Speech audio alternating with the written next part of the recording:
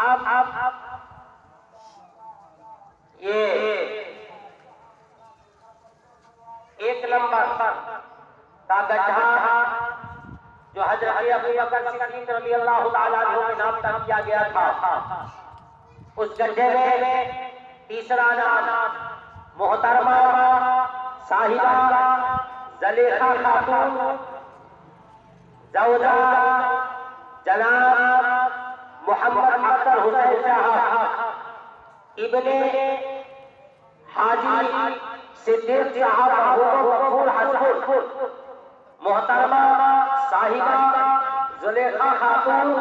ज़ौजे जनाब अख्तर हुसैन साहब आली जनाब मोहम्मद अख्तर हुसैन साहब की हदिया